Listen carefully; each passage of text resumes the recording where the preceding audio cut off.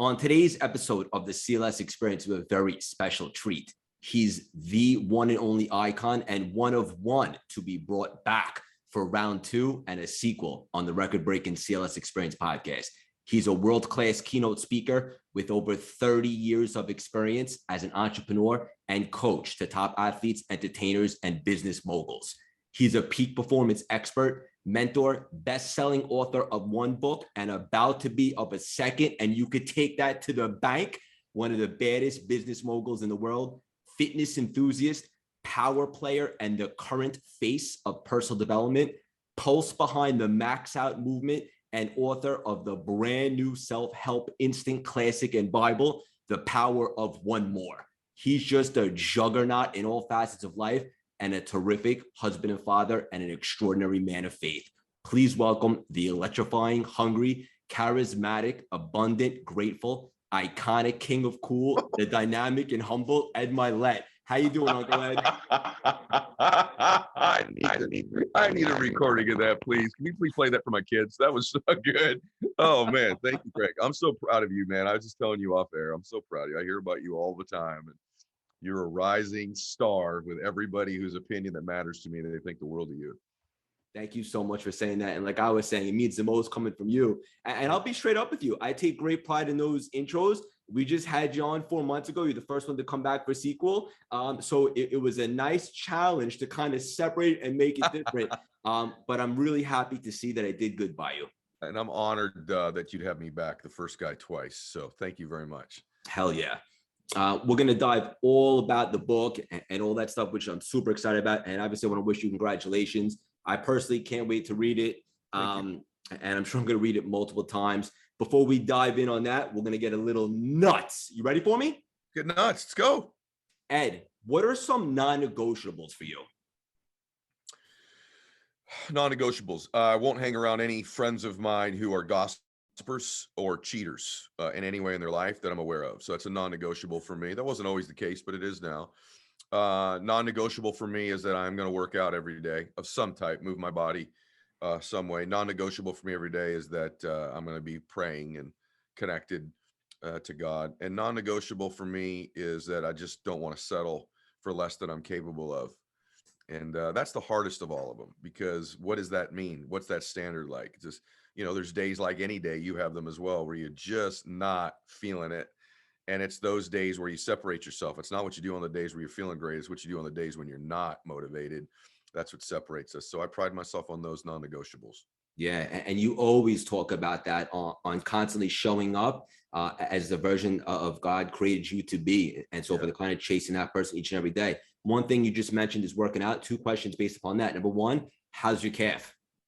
Thank you for asking. It's torn. I have a partially torn calf.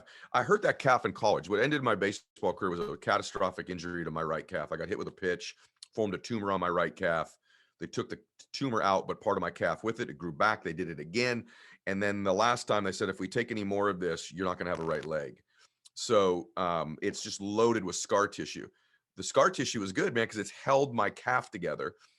And I was just doing some simple, jogging on a treadmill, and it popped. And so it's tender, but it's not stopped me from training. It's just made me adjust what I'm doing. I'm reluctant to have any surgery on it because obviously for the reasons I just said. Yeah. Okay. Well, speedy recovery to you, brother. Thanks for asking. Yeah. And the other thing I wanted to ask you in regard to fitness is I watch your content all the time because obviously I'm a fan and I love you, buddy. And you're talking about a little bit of a weight loss journey right now. And I see you doing that. And I'm just curious, and I'm sure the audience as well. How come? Mental toughness. I was 221 and only about 8% body fat.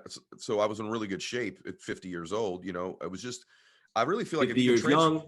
50 years young. Yeah. If you can transform your body, for me, it's always been the instrument of change for me. I can control what I do with my body. And I just thought, you know what? I wonder if I could get down to 180. It'd be about 40 pounds, be kind of psycho, be a great challenge for me, like a mental challenge. I don't want to weigh 180, but I'd like to get there and then build back up, maybe to about 200, 210. I'm getting, when you get over 50 years old, I'm not a tall guy. I'm 5'11" on my best day. So carrying that much weight on my frame is a lot, even if it is muscle. And it's not all muscle. I got fat for sure. So I'm almost there. I'm at 183 this morning. and I'll get down to 180 probably next week, and then I'm coming right back up.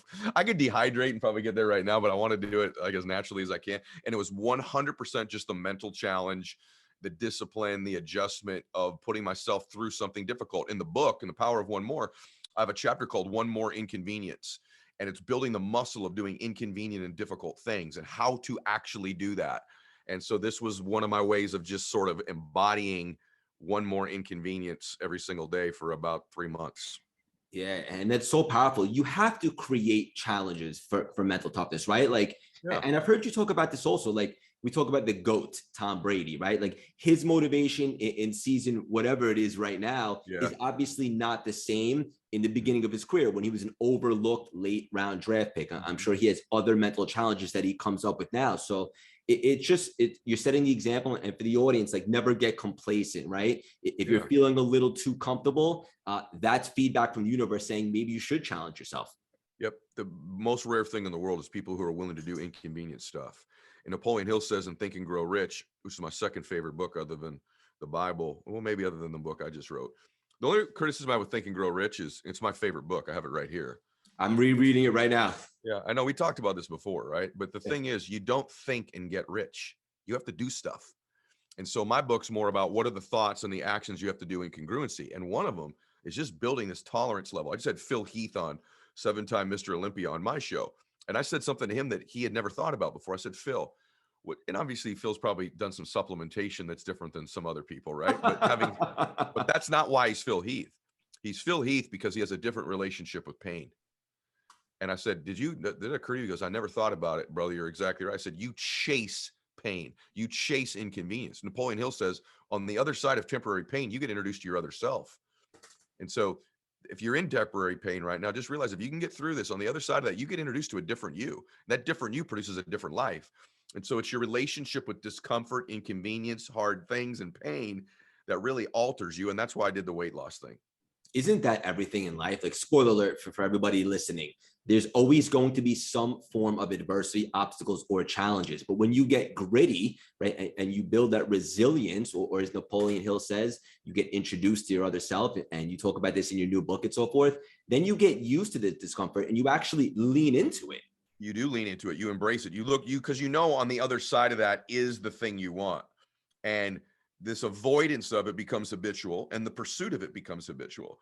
And I just noticed with me that, the higher you climb, the easier it is to avoid inconvenient things. When you're broke or unhappy, you have to do inconvenient things, right? Or at least you should think you have to do it. As you climb, you can get people to do the inconvenient things for you. And it's easy to just lose that. I was like, what can I do to prove to myself I'm mentally tough still? That's, real evidence of it. It's in my body.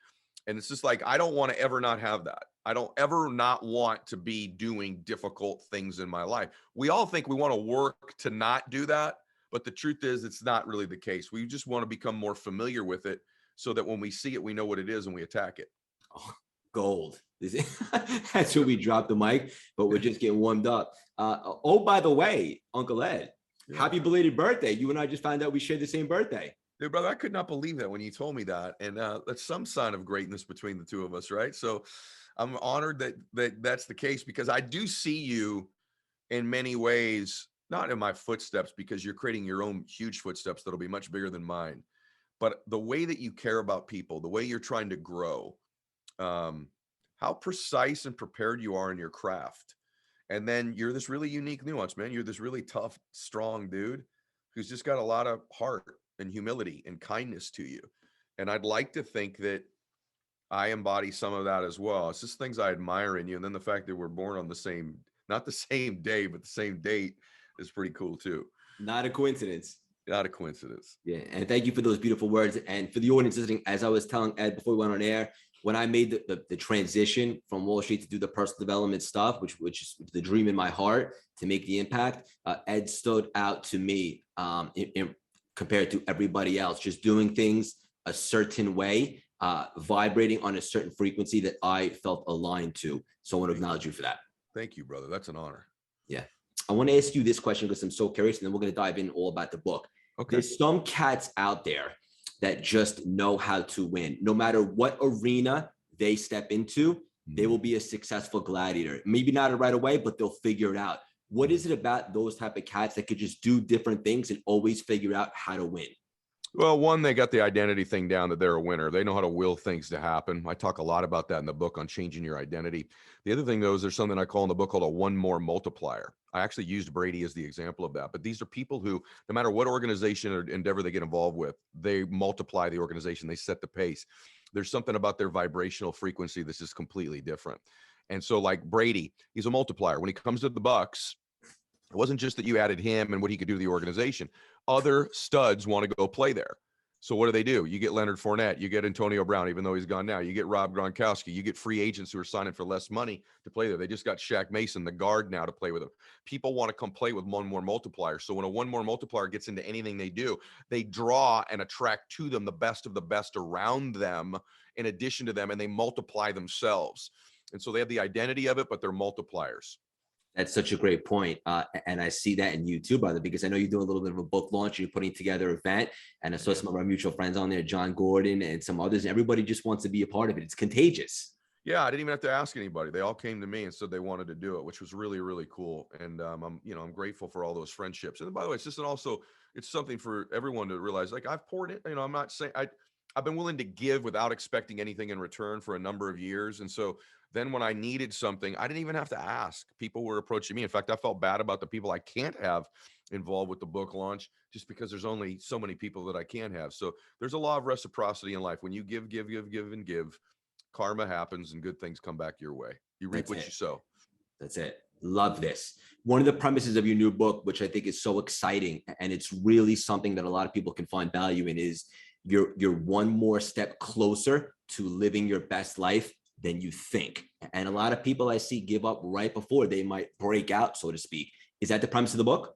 Well, it's certainly one of them for sure. You've nailed it. So here's the thing. The Bible tells us where there's no vision, the people will perish. There's truth in the Bible, but what I mean by that is I think people take that scripture a little literally.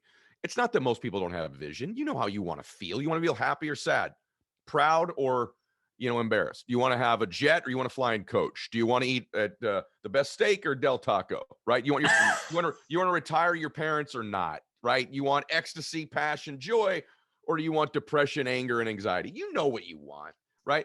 The issue is you think you're further away than you are.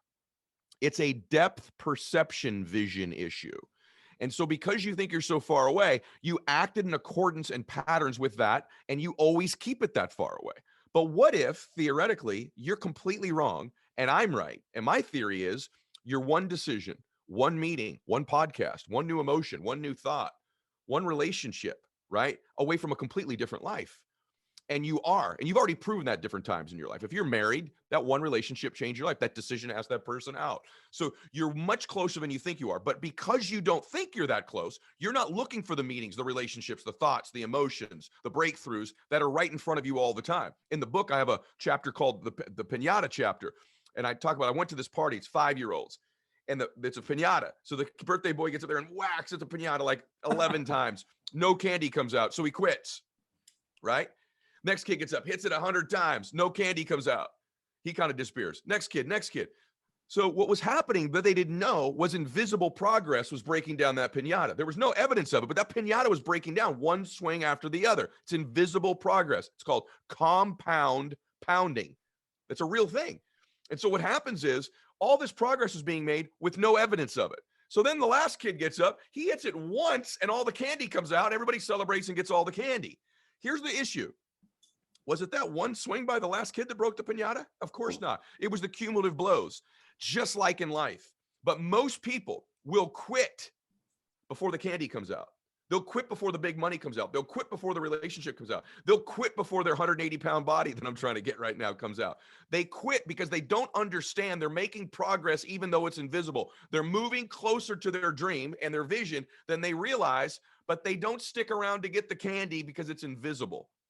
That's so powerful. And for so many entrepreneurs specifically out there, right? Like they're busting their butt and they're trying to make things happen, but they don't necessarily see the tangible results right away. Yes. It's invisible progress. I love that. It's a fact. I'm a product of having stayed. And here's the other thing as an entrepreneur. Sometimes for a lot of people, you're benefiting from all the work they did because they don't stick around long enough to collect. You know this from everything that you've done, right? So you're closer than you think you are. And it's a thought, a breakthrough, an emotion, a thought, a podcast, a book away from changing your life completely. Yeah. I'll give you a crazy example. Let me give you one, just Please, nuts. please. I get introduced to this about a month ago. Buddy of mine goes, I want you to meet this friend of mine. You got like similar net worths. This guy's worth, hundreds of millions of dollars. So I go, okay, let's play golf. So we go play golf. We go to the first hole. He says, oh my gosh, Ed Mylett, I'm a big fan of yours. I can't wait to hear about you all day today. I go, nope, that ain't how I work, brother. I already know about me. I want to know about you. We ain't talking about me. And he goes, well, it's a really easy story. I said, okay, give it to me. We're on the first tee box. He goes, 1986, I loaned a guy $50,000. So did my best friend. He goes, a week later, my best friend said, give me the money back. I didn't. I let the guy keep the loan. He goes, it turned into $750 million. I said, say that again. He goes, I loaned him 50 grand and it turned into $750 million. I said, baloney. Who'd you loan the money to? He goes, this guy named Jeff Bezos. I said, you got to be freaking kidding me. He goes, yeah. And I looked at him, I said, man, that was one decision that changed your life. One relationship to change your life. He goes, you're damn right it did. Now that's an exaggerated, crazy ass example of one decision and one relationship changing your life. I don't have that. I have a series of those though, that led me to the same place he is, just with a series of decisions, a series of relationships, a series of meetings, a series of thoughts, a series of books, a series of podcasts. So, one way or the other, those one decisions get us there. Bang. And you never know what it's going to be. Just do one more. This is right. What a crazy example. But another thing that you talk about when you turn to one more relationship, one more connection, one more meeting is you say this, and this really hit home to me, is one more identity. Yeah, I talk a lot about identity in all of my work because I believe it's we talked about this last time I was on. Your identity is like a thermostat setting for your life. It just is. And it sets the temperature. The outside doesn't regulate the temperature. If it's 100 degrees outside, it's 75 on the thermostat. It's 75 inside. What happens is we start accumulating skills or relationships. And if we're a 75 degreer, we get 80, 90, 95, 100 degrees of results. We unconsciously turn the thermostat setting of our life back on and we cool life back down. Air conditioners turn on to get what we believe we're worth. So you have to change that. And in the book, I talk about the Matrix is one of the chapters. The second chapter is called the Matrix. And I love the Matrix because it slows down time into what they call, basically, the time in the book is matrix time. And that's what starts to happen if you learn to program your reticular activating system in your brain. It finds the relationships, the decisions, and the moments. And I teach you how to do it in the book. For example, when something when the RAS is the filter of your life, it filters out everything that's not important to you and only filters in what you truly believe and need and think about repeatedly. So I like what Elon Musk is doing right now. I just do. I don't know if I like him yet. I don't know enough about the guy, but I like what I'm seeing him do. So I told my team, I'm going to support this cat. Get me a Tesla. So I get a Tesla Plaid. I don't really want to drive the Tesla, but I bought it. Dude, every freaking where I go now, I see Teslas. They're everywhere. 3 lanes over, other side of the freeway, Tesla. In front of me, Tesla. Babe, white Tesla. Hey, that's the... Guess what? They were always there. I just didn't see them before because they weren't important to me. Now that they're important, my RAS reveals them to me. Here's the key thing in life. Your ambitions, your goals, those relationships, those meetings, those decisions, those thoughts need to become your Teslas. They've always been there. You're just missing them. And if I can teach you how to do that. So this isn't just a theory book. As you know, you read it. It's heavy. It's not theoretical. And so I teach you how to do it. The last thing I'll say is that in the Matrix, Neo is considered the one. He's the one. And in my family, I'm the one. And you and I have talked about this. In your family, you're the one. Those of you listening, you need to be the one in your family. When you meet a happy and successful, rich family, or just a happy family, some point back in their lineage, they weren't until the one shows up. And that one changes that family forever. They fight for it. They change how they live, how the world treats them, how the family thinks forever. And so that's why I love the Matrix analogy. This is really deep stuff. And like, think about that for the audience, guys. Like, at some point, someone's family tree wasn't rich or successful. Somebody came in and changed the dynamic, changed the legacy of that. And what I love about this, first of all, I want to acknowledge, I love when you get fired up. It's so obvious and it's awesome. Your passion is 3D right now, popping through the screen. What I love about all these tools is it's really for anybody. It's applicable and it's universal for anybody doing anything, correct? Yeah, the book's broad. You know, when you write a book, you're critical of yourself. If I have two criticisms of the book, and I think they're actually good things. One is it's very heavy. Like, it's like, I got to read that again. There's a lot of very deep tools and content. I put it all in there. The other part, though, is it's broad, meaning I wrote it. You could be a better father, a better mother, a better student, a better athlete, a better executive, a better entrepreneur, a better leader. So it's got broad applications of all the tools that I have in the book so that I could reach the most people. That's why I say the ultimate guide to happiness and success, because for some people, success is not just happiness, and happiness isn't success. Yeah, so true. And a lot of this stuff that you talk about is kind of familiar for what we were talking about in our first conversation a few months back in regards to the law of attraction, stuff like that. And I wanted to acknowledge you for this. Our mutual friend, Rob Deerdeck, I didn't realize how intellectual he was and so big into this quantum stuff.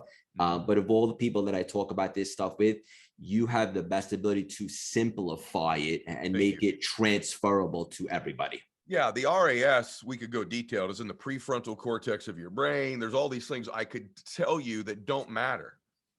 I'm the type of guy, when I interview anybody or when I learn these things, just let me apply it.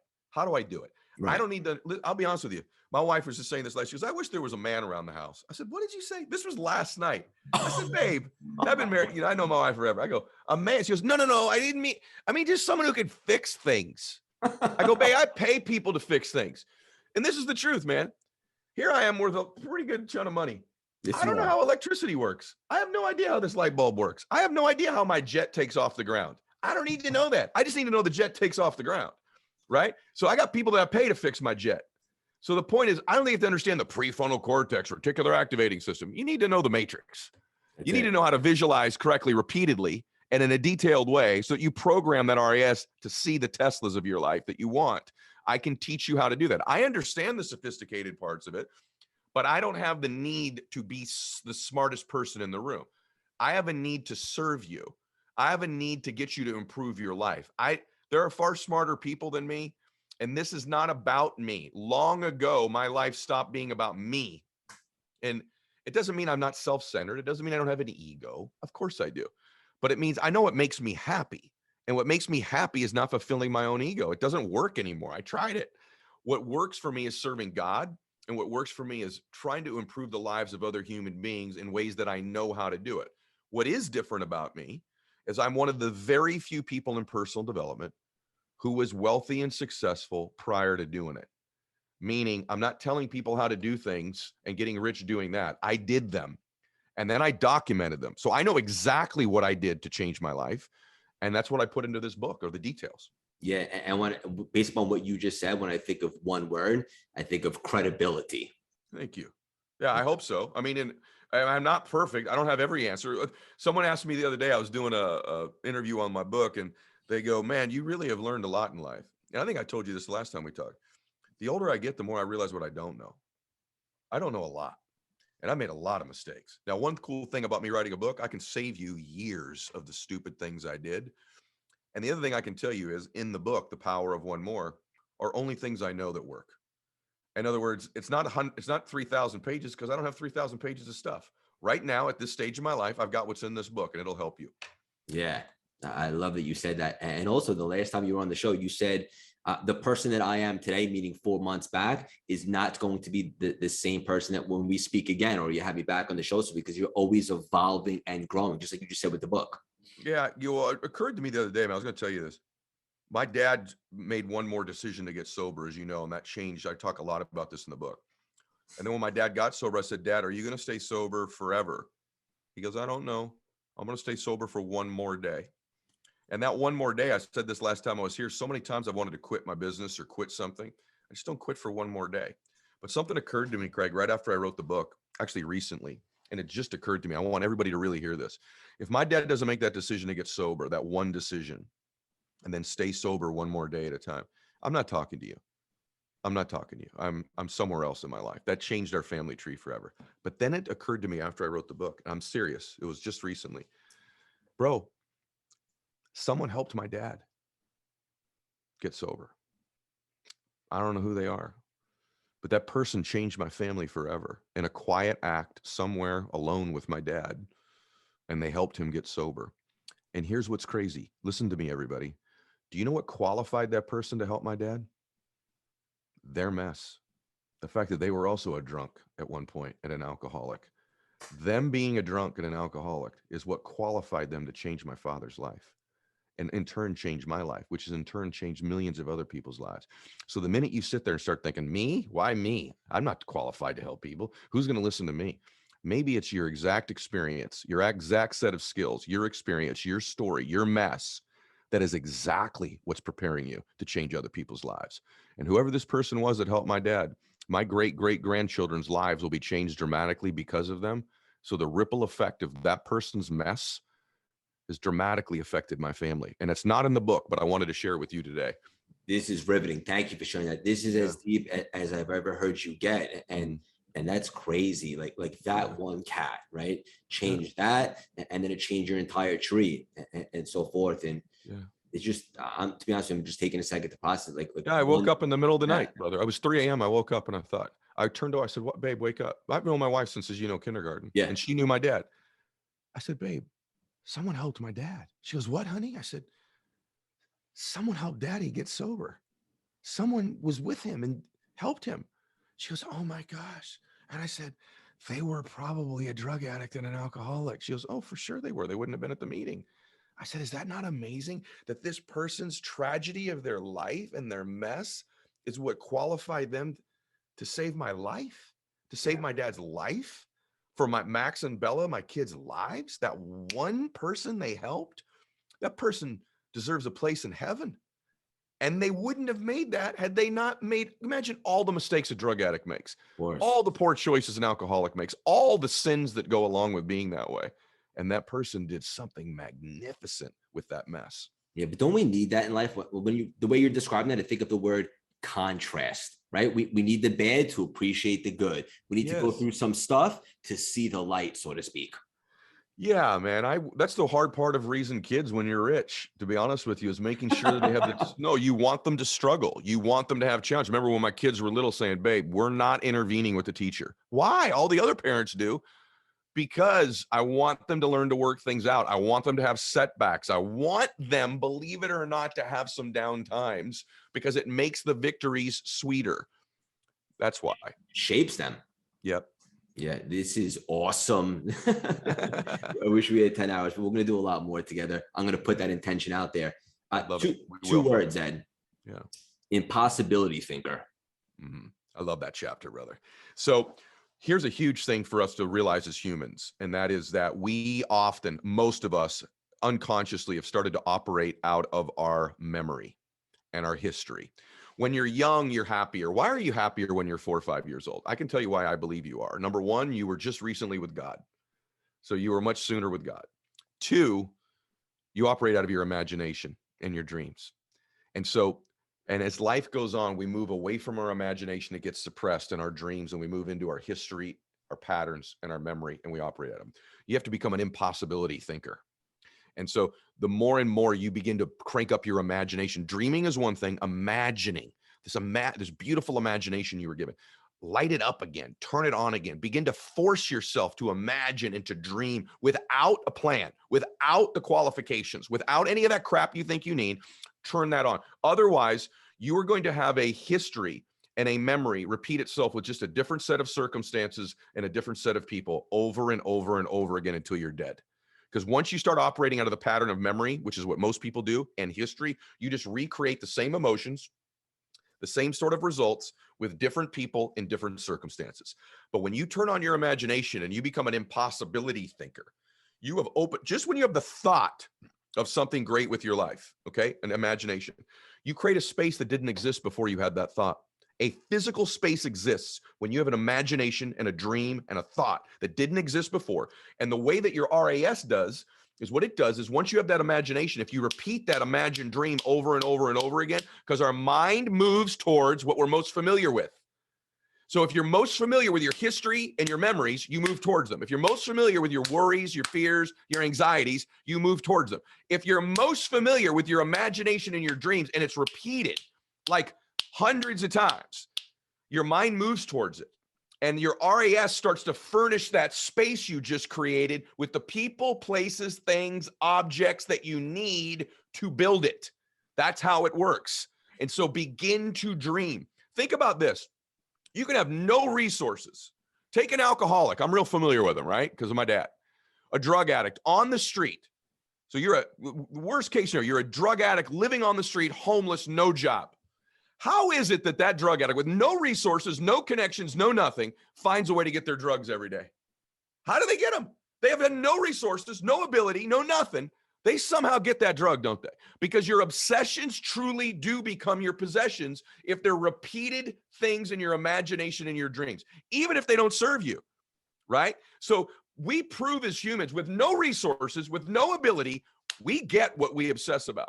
And so if you want to obsess on your memory, on your worries, on your fears, on your history, you'll just keep getting more of it. You prove it, don't you? But if you can begin to imagine and dream again and repeat that over and over again, you will get that long term. This is because I love when the intensity goes up like this. It's so powerful, but everything you're saying is so true. Like, and you use the example of like a little kid, right? Like they have the dreamer perspective. They haven't cultivated limiting beliefs yet, right? They haven't been beaten down by life yet. So, and for the audience, like I challenge you, like if you're a little bit older and you have these limiting beliefs, ask yourself, were you born with those beliefs? Or did you cultivate them over time? And once you acknowledge that you cultivated them, you could change the stories and you could start attacking those stories, those dreams. Yeah. If you're over 10 years old, you've started to have some of these limiting beliefs installed in you by people who love you. And what happens is they get installed in us when we're defenseless. We're children. We don't know what's happening. It's be a good boy. No. Be realistic. Pay attention in class. Fold your hands. No, have your manners. Yeah, and you start to suppress the imagination and the dream of somebody by love. And then the world reinforces it once you get out into it. Then you have a setback or a failure or this or that, the other thing. You wake up, you go, what the heck happened? And now you're just repeating it. So that's okay. We've all been there. What do? It's in the book, The Power of One More. And I teach you how to begin to use your imagination again. That's it. I love it. Yeah. And like once you have a thought, now all of a sudden something is a possibility. Then you begin to take action to it. Like Ed is saying, now it's a probability. Oh, I love that. That's really good. That's good. That's good. That's good. Yeah. This is great stuff. We're going to do a giveaway at the end of this episode too, on the best review from the book to send us a screenshot. And Ed's going to send you a signed copy. Love it. Done. Best review, go review it everywhere. And the best one, we'll send you a signed copy of the book. I would love to do that. Hell yeah. So impossibility thinker. And then there's another thing that you talk about, which is possibility achiever. They go hand in hand. They go hand in hand. When something is repeated over and over again, your brain becomes familiar with it and it becomes less impossible and more relational. And so you've had this happen, even the negative things in your life that you thought about repeatedly, and now you're addicted to them, right? And so an impossibility thinker becomes a possibility achiever because you shrink the distance between the dream. See, when something's dreamed once, it's just like, yeah, right? But when you do it over and over again, you begin to live with it. And the more you begin to live with something, the more it becomes a part of you. That's why I always encourage people, go touch your dreams. Like, you want to live in an oceanfront beach house? Go to some open houses. Every once in a while, go test drive a car. You know what I used to do when I was broke? But I would have these little contests in my business. I'd say, listen, if I make 10 sales this month, I'm going to go do one night. My wife and I would go do this. We would go right down the street here to the Ritz-Carlton in Laguna Beach here in Dana Point. And I'd say, babe, we got one night. If I make 10 sales this month, we're going to take that $400 or whatever it is, and we're going to go spend one night at the Ritz-Carlton. And I was living in an apartment, but I would go down there. The valet would pick the car up. My wife would go to the spa. I'd go play some golf. We'd have a beautiful dinner, and I would just touch the dream, just touch it. And then maybe 8 weeks later, if I did well again, we'd go to the Montage. One night, you'd get a good deal. You get the worst room there. She'd go to the spa. We go lay out at the pool. We touch the dream. Well, the more I touch that dream over and over again, the more I'm like, I belong here. I belong in my dreams. And so if you begin to touch your dream or repeat it in your visualizations, you begin to believe you belong in them. And now you're superhuman. Yeah, now it's achievable, and in your head you believe this is awesome. Straight up, it becomes possible, and that's when you become a possibility achiever. That's it. Bang. Yeah. And keep the dream close to you, right? Because if you Yes. don't do those things, then it seems so far away and then you get And dejected. and you act in accordance with the depth perception. If it's super far away, you keep it there. If it's close and you're touching it regularly, even if it's just for a second, it becomes something that's in your proximity. You're such a stud. Thank you. So are you. Would you work out today, you freak? I worked out today's Tuesday. I did shoulders today and a little bit of legs because of my calf injury. So I did shoulders and legs. I did 40 minutes of cardio and my infrared bed. Yeah. Side note, everybody's been drilling me from the first episode about you running that marathon. Obviously, now is not the ideal time because of the calf, Yeah. but you did put that intention out there. No, it's happening. I got to do it, and I'm 100% committed to it. That I'm not going to lie to you. One of the reasons I wanted to get down to 180 and then build back up is I'm going to do that at a lighter weight because that's a lot of weight to carry for me. So I'm already working on it. That's a lot of weight to carry for anybody for 26.2 miles. Yeah. Well, I'm not gonna. I'm carrying less. I love you. Yes.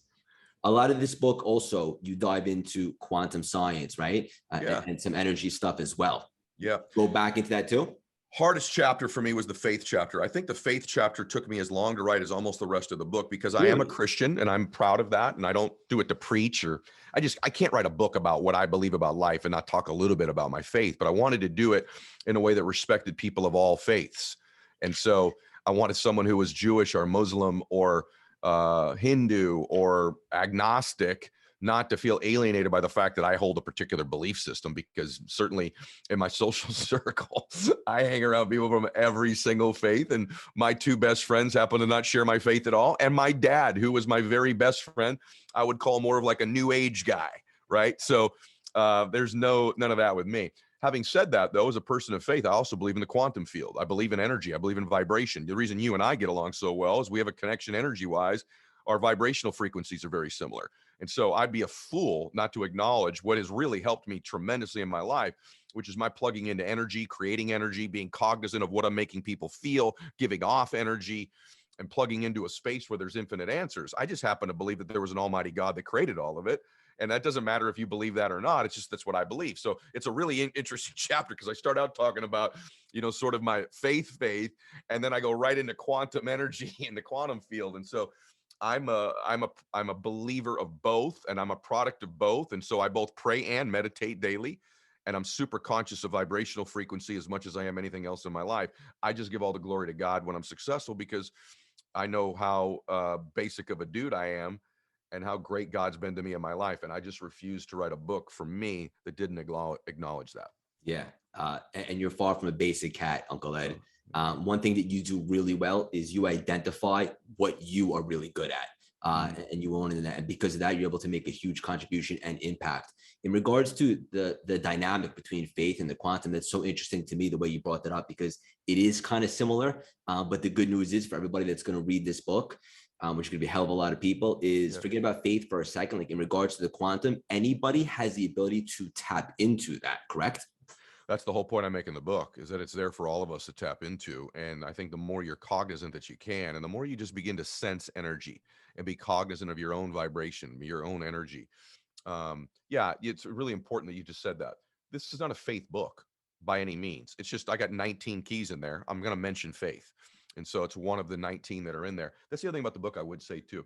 Some chapters will resonate with you far more than others just because of where you're at in your life or the thing that you lack. There's a whole chapter on time management. There's one on leadership, right? There's one on equanimity, which is peace and calmness under duress. Some of these things are going to be life-changing breakthroughs. And the other chapters, you're like, I already got that one down, or I don't need that one. And so, but the energy one is something that, you know this. I've had some of the top energy people in the world on my show, and some of them are my best friends. I think for me, naturally, I've always really understood energy. I've really always understood vibration.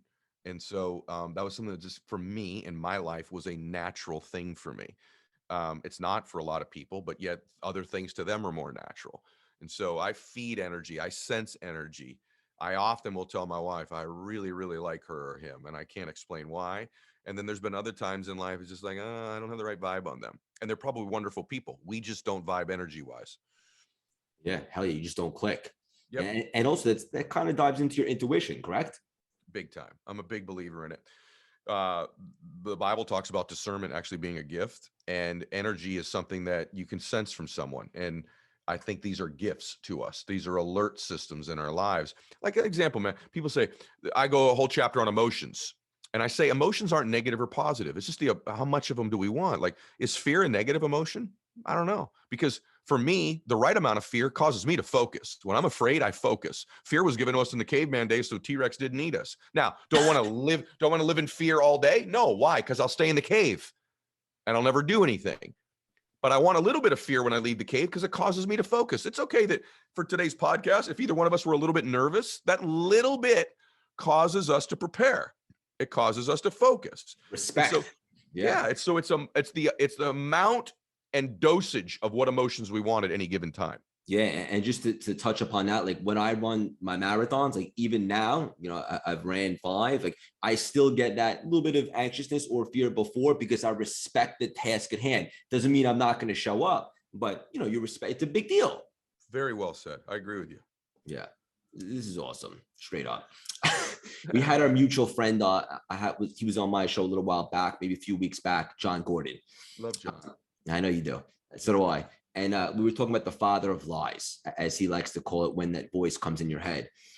You're extraordinary, Ed, but you're also human, right? Yeah. So you have those days where the voice creeps up in your mind, whatever the case may be. How do you combat that? I have some things I teach in the book on habits there's a whole chapter on habits, and I teach something called anchors or triggers. And these are things that you can use to change your state and to institute a habit. And so I do have those times. I'm blessed that I get a chance to coach, some really fascinating people. And yes, you do. Last time we talked, I mentioned this to you, but recently one of those people, before the call started, I caught myself and I went, oh my God, I'm scared. And I have nothing to offer this person, and they're going to figure it out. I had that major imposter syndrome. This is a person who used to run a country, a very big one, a very prominent one. Country, no big deal. Yeah, I know, right? And I had to grab a hold of some tools I have that I teach in the book called triggers, which create a state so that when I'm let me just give you one little part. When I'm in a peak state, when I'm in a great state, when I'm in flow, when I'm really cranking, I can do something physical to anchor that state in my body. So if I snap my fingers or touch my chest or grab my ear, that's why you'll see athletes do routines. They don't know it, but they're actually getting into state and flow. And so when I get into those places, I can call upon the triggers, and I'm going to teach you exactly how to do it if you read The Power of One More, that can override that state I'm in with the trigger or the anchor that I have. I have that. And then the second thing is I just focus on my intention. There's a power to intent. We talked a little bit about this last time, that I just focus on my intent is to serve. My intent is to make a difference, that I'm a good man. If I don't have the answers, I'll find them. And I take a lot of my confidence from my intentions, not my abilities. Too many people link their abilities to their confidence, and you'll always be chasing that tail. But if you started to link your confidence to your intentions, you'll find that you can instantly know about yourself, that there's a strength within you because you intend to do well. You intend to serve. You intend to contribute. So I go to intentions and triggers. This is awesome. And what I love about this is for the audience, like this is applicable and transferable for anybody in any arena. Yep. Bottom line, get the book. That's right. Get the book. The last question I got to ask you, I'm just curious because I admire you, Ed. At different seasons of your life, you have different mindsets or different goals, whatever the case may be. What was the mindset going into The Power of One More compared to when you wrote Max Out Your Life? Wow. No one's asked me that. The Max Out Your Life was, I wanted something quick, digestible, 100 pages. You could probably read it in a day if you wanted to, that gave you some like real broad keys. Okay, this is a thought, this is that. And that you go, wow, I never thought about that before. That's a concept I didn't know. This book, I wanted to give you depth, and I wanted to serve you on a deeper level. You're going to have to read it, and it's a heavy read, and you may skip some chapters. People do that when they read. This one, though, I wanted to honor my dad with what I learned from my dad. And the other thing, man, is that it occurred to me when my dad died. It makes me emotional. I don't know why right now, but I'm next in my family. I'm the oldest living male in my family. And I wanted to make sure I put it all in writing for my great grandkids someday to read. This is what he believed about happiness and success at that stage of his life. And I wanted it to be detailed, and I wanted to pour my heart out. I wanted to honor my dad with it, but I'm in my prime still. I don't know how long I'll be here. Maybe it's 25 more years. Tomorrow is not promised, right? And And so I wanted to do something that I thought, and I mean this sincerely, like really made a difference in people's lives. And I'm not going to write another book for a long time. There will not be another book next year. My publisher thinks there's going to be. There will not be. I put everything into this. And so there'll be some breathing room. I need to grow some more. I need to live some more before I can share some more. But I've got 50 years, 51 now in this book. And at this stage of my life, this is what I know about how to become happier and more successful. And I wanted it to be all in one place that you could get it from me in case you never heard from me again. Yeah, this is awesome. Thank you for pulling back the curtain and getting deep. And this is going to be the personal development Bible for this generation, just like as Think and Grow Rich has been for decades and decades. And it's brother. Absolutely. That was my outcome. Yeah. And you mentioned still in your prime. You're absolutely still in your prime. And it's funny because a bunch of people asked me recently, how does it feel to be turned 37 last week or the case it be? And I've been hearing a lot lately from the greats such as yourself, like they really put it all together and hit their stride in their 40s. No question. Absolutely. I was going to ask you, is that true? Yeah, that is absolutely true. Yes. The 40s, I haven't lived my 50s yet, so I'm just in the starts, but yeah, I kind of put it together in my 40s. There's something that happens, I think at some stage, maybe you can have it in your 20s. I didn't, where like humility sets in a little bit and you're like, I don't need to prove how powerful I am. I'm powerful, and there's a nuance in a way that you deliver things, man. You have this, like I told you this offline, there's something about accumulated wisdom, but just a heart to serve. This thing about intention, don't take lightly. Don't take lightly. And the fact that you intend, like, that's why this is working for you, bro. You intend, like, people don't know this. You're on other guys' social media. You're on mine. You're always complimentary. You're always engaging. You're always encouraging. You are confident enough that you don't need to be the show all the time. And you found that in your 30s, whereas most men find it in their 40s or 50s. You found it younger, and you should really be acknowledged for that. Thank you so much for saying that, brother. I appreciate that. The last couple of years, I've really grown a lot. And so did my faith, probably not a coincidence.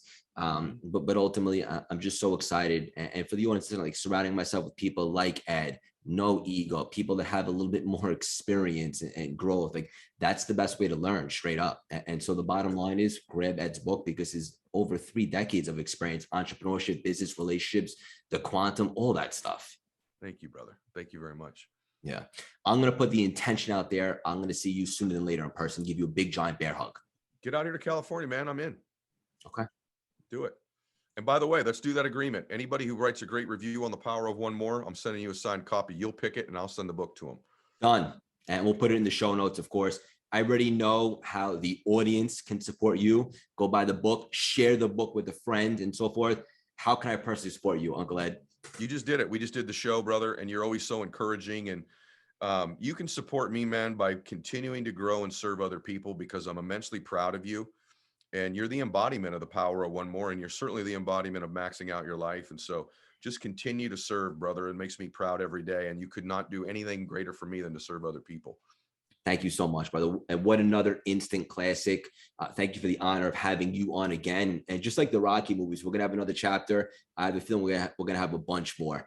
I want you to know the definition of grit, Ed, gratitude, and heart, from taking your life experience to spreading positivity, light, and deep truths. You're a true entrepreneur, visionary, role model, beacon of hope for anybody coming up to their big goals and aspirations. I could personally guarantee your best is yet to come. Keep on spreading your wings and leaving your mark on this world. So much love and respect for you. Thank you so much for stopping by and dropping these priceless nuggets today.